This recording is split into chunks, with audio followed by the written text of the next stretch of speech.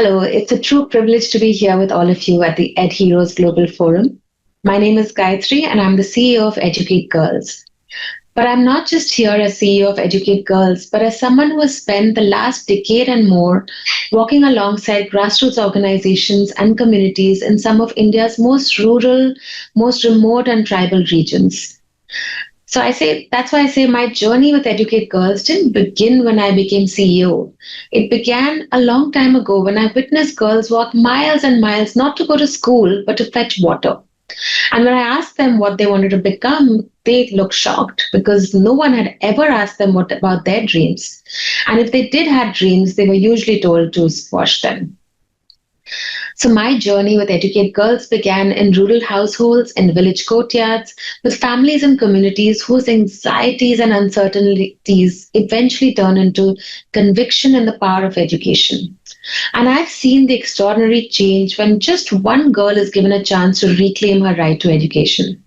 And that's what brings me to this moment. At Educate Girls, we've seen transformational impact of education. Today, as CEO, I want to explore how we can multiply that impact through digital inclusion that's equitable, gender intentional, and deeply rooted in the lived realities of girls in underserved communities. Since inception, by leveraging community and government resources, we've helped bring over 2 million girls back to school and improving the learning outcomes of over 2.4 million girls across 30,000 villages in India. But what is the ground reality of girls in India today? Millions of girls in rural and tribal India are denied education due to poverty, patriarchy, and systemic barriers. And when I say millions, I mean actually nearly 100 million. These are societal barriers that hold girls back, pushing them to drop out and marry early. Barriers include, traditional roles and mindsets that value a girl less than a boy. In fact, a mindset that actually sees a goat as an asset and a girl as a liability. And it is a mindset that chips away at their confidence that even a minor academic setback leads them to drop out of school or marry early. Other life shocks like the death of a parent or migration also contribute to this because girls are the first to be pulled out of classrooms and often the last to return. These are further compounded by systemic barriers. No secondary schools nearby. For every 100 primary schools, there are only 26 secondary schools. So there are also no alternative pathways to return to education once they're over a certain age or ineligible for formal education. And then you add to that the digital divide. While many schools pivoted to online learning during COVID-19, for girls in rural India, education simply stopped. No internet, no devices, no learning. Because digital exclusion is not just a matter of access to hardware or connectivity, it's deeply gendered. It's about control, agency, and skill. In many communities, a girl owning a mobile phone is considered a threat. She could be talking to boys, she could be accessing things she shouldn't be seeing. So her access is controlled, it's monitored, or entirely denied. Her education is also filtered through a lens of fear and patriarchy. Let me throw some stats at you. In India, women are 40% less likely than men to own a mobile phone or use a mobile internet. While we see some improvement here with more women adopting mobile phones in the last few years, we're still a long way to go. The National Family Health Survey data shows that men are nearly twice as likely as women to use the internet. So, against this backdrop of compounded barriers, the question we must ask is, can technology truly be a leveler for these girls? And how are we imagining digital inclusion and technology for every girl at Educate Girls? Is technology the missing link in bridging education gap for girls, or does it actually widen the divide?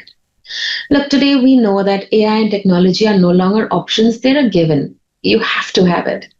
Technology is a hugely powerful tool, but it's not a standalone solution for bridging education gaps for girls. Some people might say, let's distribute phones or let's give everyone a tablet.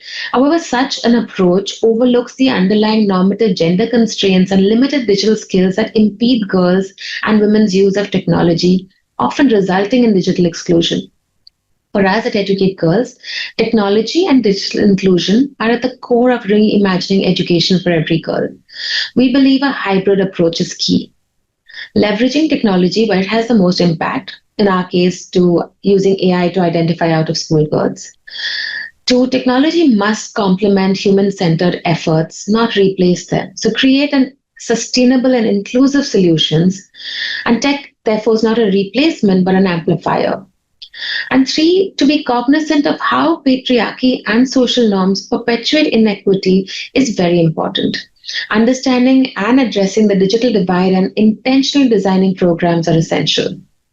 For instance, at Educate Girls, technology gave us speed, the speed that we needed to reach the last vulnerable girl. In our first phase, our community volunteers were knocking on every door. And while it was really thorough, it was just not fast enough. We needed to reach every girl and help us get to school. So, this urgency led us to work with data scientists who use advanced predictive analysis and more specifically machine learning, pioneering a way to predict hotspots of out of school girls. The results were outstanding. We found that 5% of villages in India had 40% of out of school girls.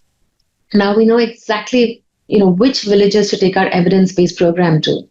This enabled us to deploy our resources with highly targeted approach. And by doing so, we've reduced the time it's taken us to find 1.6 million girls from 45 years to just 5 years. That's a 9 times increase in speed, translating to exponential cost effectiveness and impact at scale. For funders, this means higher return on investment and faster progress towards learning equity. It is proof that innovation, when anchored in community, delivers outsized value. So while technology helped us identify where the gaps are, we also needed a robust system to track how effectively we were bridging this gap. So we built a tech-enabled performance improvement system which supports data-driven decision-making for field teams, our program staff, and leadership by capturing key impact indicators via an Android offline app. So if you go into any of the Educate Girls villages, you'll see our field coordinators entering data on which girls are out of school, what's that barrier that's preventing them from going to school, what kind of documentation do they have that will enable, etc. So this data is collected, it's synced to a web module that then aggregates, monitors, and reports activities for all stakeholders in real time. How are we leveraging AI and tech today? Well, at Educate Girls, our goal is not just to use tech to find girls, but equip them to use tech themselves. That's why, as part of our second chance program that we call Pragati, we're intentionally building digital literacy into our village-based learning camps. So these camps serve adolescent girls and young women who have dropped out of school. For many, even basic digital tasks like using a calculator, typing text, or browsing content are entirely new, things that we completely take for granted. In our digital literacy modules, girls learn how to safely navigate digital spaces, access learning content, and build skills that support their studies and future employability. They're learning how to use YouTube, how to use Google Pay, voice search, etc. I remember going into a Pragati learning camp and saw posters of ChatGPT there. And now in our Pragati model, we're piloting Pragati Didi, an AI-powered assistant, a learning companion, designed to support girls in remote areas with personalized, low-bandwidth learning support on mobile phones. The Pragati Didi chatbot is live on WhatsApp. It supports Pragati learners preparing for their 10th grade open school exams. And learners receive chapter-wise summaries, visual mind maps, vocabulary banks, motivational nudges, and key exam-related updates to prepare them completely for their exams. Since its rollout, the Pragati Didi chatbot, which is free, Hindi language and WhatsApp-based, has supported over 17,000 young women in the states of Bihar and Rajasthan preparing for their 10th grade open school exams.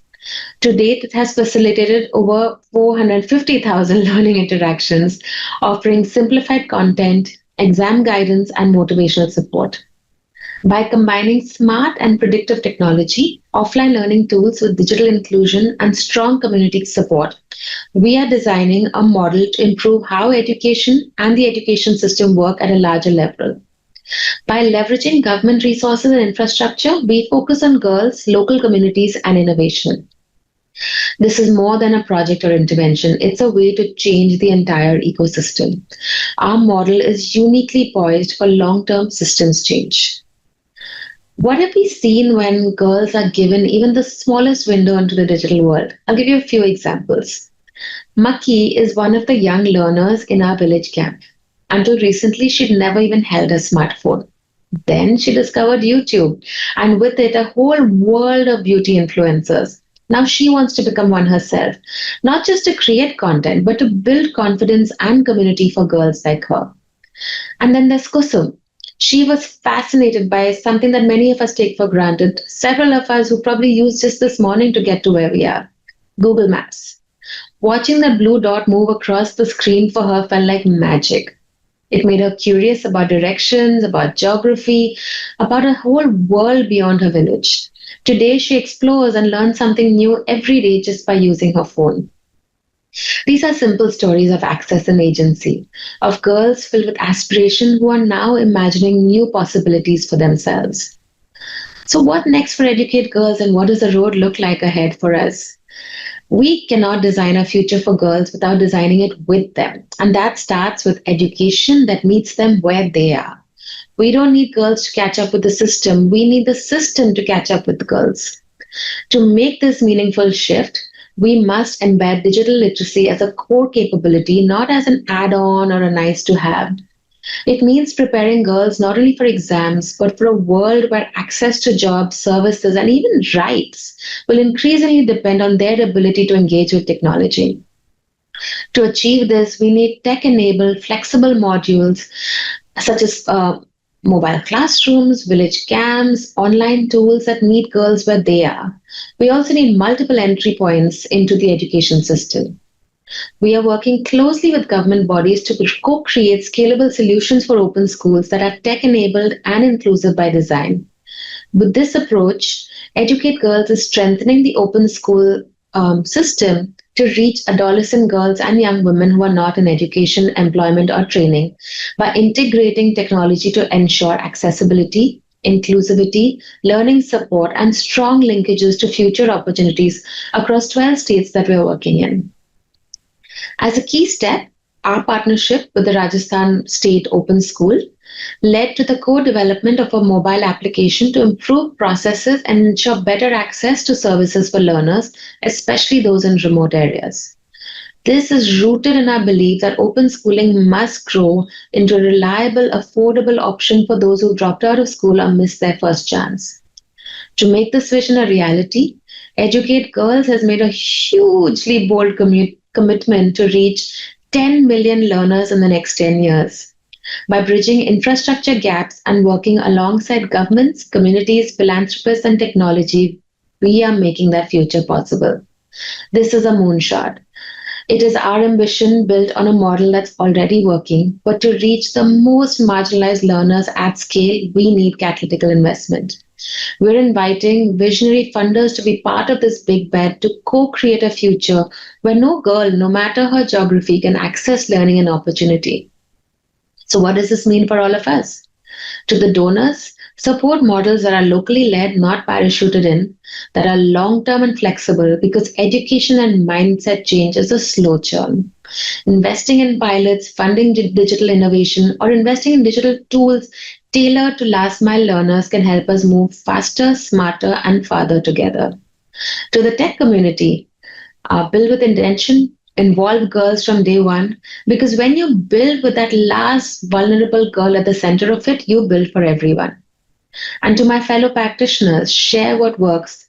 More importantly, share what fails, because the future depends on how we will collaborate. Thank you.